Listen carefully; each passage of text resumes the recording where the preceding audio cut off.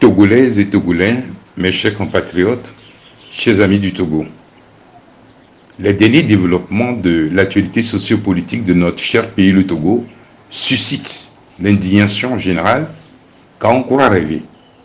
On humilie et avilit le mérite et les valeurs, tandis qu'on magnifie la médiocrité et les vestiges de l'immoralité. Point de place à la colère, encore moins à la tristesse et au désespoir, surtout pas. Et debout, en avant toutes, car les machinations actuelles du pouvoir sortant, illégitimes et de fait, cousues de fil blanc, ne peuvent en rien prospérer.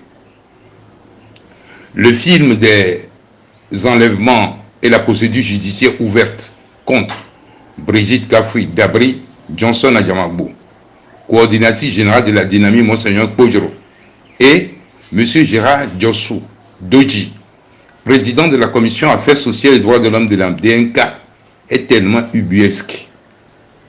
Comment peut-on imaginer une telle accusation d'une si grande gravité contre Mme Brigitte Kafoué Dabri Adjamagbo Johnson, une icône politique dont la dimension dépasse le périmètre national, et M.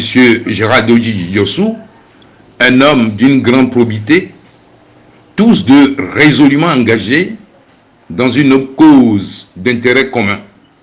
Même dans les abysses de l'impensable, je n'aurais jamais imaginé. Il y a des limites à la forfaiture. Le résiduaire de liberté d'expression dont jouissent encore les Togolais, faute de pouvoir s'exercer dans la vie réelle, et qui trouve son exutoire sur les réseaux sociaux, est traqué. La toile devient un lieu de délit et de crime dont se sert le cambrioleur des suffrages pour priver de liberté ceux qui osent réclamer la vérité des jeunes pour donner un sens aux élections, à la démocratie et aux valeurs qui fondent le vivre ensemble harmonieux. Aucun fait matériel ne saurait justifier une action en justice contre ceux qui luttent au quotidien les mains nues pour changer la vie de nos compatriotes. Je mets donc le procureur de la République au défi de montrer à la face du monde le corps du crime pour prouver que sa décision est loin des manœuvres politiciennes du sérail. Pour avoir été victime à maintes reprises de notre justice qui a coutume de se nourrir des considérations politiciennes, je sais de quoi je parle. Et c'est donc à raison que les agences de notation considèrent que l'indice de suspicion de son inféodation à l'exécutif et à la corruption est élevé. De fausses accusations dans le dossier du port autonome de Lomé, aux incendies des grands marchés de Lomé et de Kara, à la transformation d'un contentieux électoral en une affaire criminelle. J'ai par expérience avérée une idée de l'appareil judiciaire du Togo. La terreur, la corruption et les dénégations aussi multiformes que dissociatives ne sauraient légitimer le viol de la volonté populaire opéré toute honte but pour le compte du régime de fait aux commandes. L'objectif poursuivi étant de décimer la DMK pour vider le contentieux électoral qu'on a du mal à étouffer par tous les moyens. Togolaises, Togolais, mes chers compatriotes, chers amis du Togo, nonobstant l'artillerie lourde de crimes et complicité de crimes électoraux déployés ensemble, nous avons su montrer à la face du monde entier, bientôt 10 mois déjà, notre attachement à la paix et notre détermination résolue à ne point galvauder les nobles valeurs qui ont motivé notre choix éclairé de changement structuré par le triptyque transition, constituante, refondation, décliné par la DMK. Le combat que je mène et qui est porté par le patriarche de la nation, Monseigneur Philippe Fanuko Kpojoro, est en écho au cri de détresse de l'écrasante majorité de nos compatriotes qui se sont tournés vers la miséricorde divine pour sortir de la misère, de l'oppression et de la déshumanisation. Prendre le parti des pauvres et des faibles, c'est dire non à la trahison, au mensonge, à l'hypocrisie et aux intérêts partisans et accepter le prix de l'amour qui est la croix et l'abandon des hommes. C'est ce choix éclairé qui est le mien et qui seul me semble à la hauteur de la sacralité de chacun de vos votes, qui n'est rien d'autre que la semence de la foi de votre sang et celui de nos martyrs. Le prix de la défense résolue de vos suffrages est la série d'expériences ensemble vécues depuis le soir du 22 février 2020.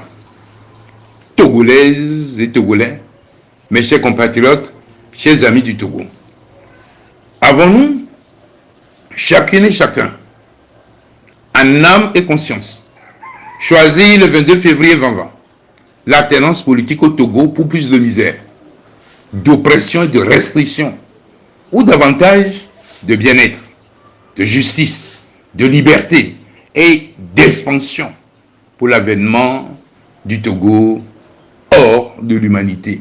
C'est ici et maintenant, plus que jamais, que nous devons en responsabilité, en sagesse, prendre courageusement, chacune et chacun, la décision qui va déterminer à jamais notre réalité présente et l'avenir des générations présentes et futures. Je ne doute point que le peuple togolais a résolument tourné le dos à la malgouvernance, à la violence d'État, à l'arbitraire, à la misère et aux crimes de tout genre, et saura réaffirmer clairement à la face du monde son choix résolu de l'alternance politique au sommet de l'État cette année 2020. La révolution électorale divine du 22 février 2020 est inextinguible et aucune force, quelle qu'elle soit, ne peut l'annihiler car il s'agit bien d'un plan de rédemption divin pour le Togo.